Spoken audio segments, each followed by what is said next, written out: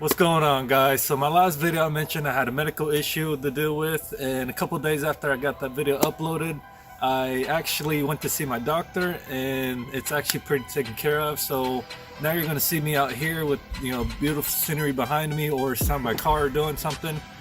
But today we're going to go ahead and go over the mod list I have installed, so let's go ahead and get started.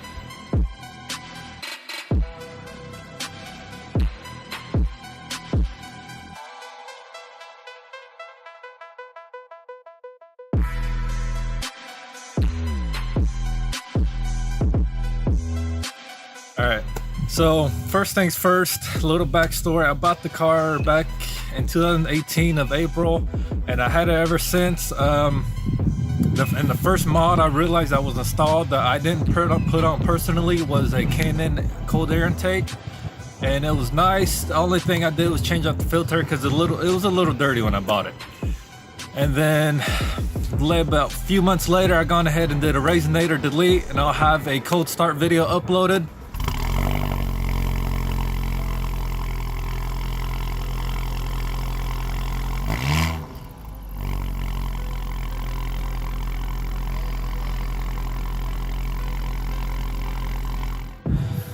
And then after I did the Resonator Delete, I did a P3 boost gauge, and with that I could basically check, you know, the amount of PSI I'm putting out from the turbo, the air intake, the cold air intake temperature, the gas exhaust temperature, and several other things. The 0 to 60 timer. This thing is freaking awesome.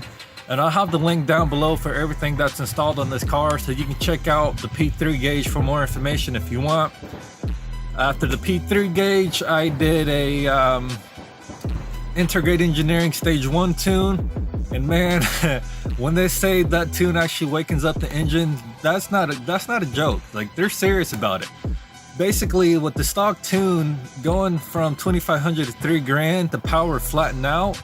But basically from 2 grand all the way up into 5,500 RPM, you feel the engine pulling. You still feel the torque holding you back in the seat.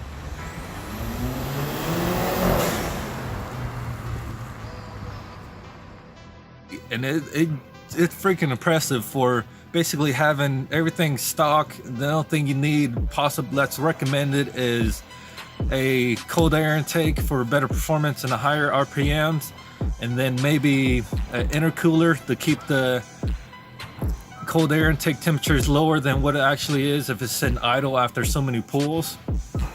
But I haven't had a problem with this, so it's not highly recommended, but it's recommended if you want to keep the power train or the power levels up while you're still doing multiple pulls back to back. And then that's about it so far. I'm just waiting to get a oil catch can installed, so that'll be in the future videos. So make sure you hit that subscribe button, the notification bell to see that. So that's just a quick video. So let's go ahead and end it off here, and I'll see you guys in my next one.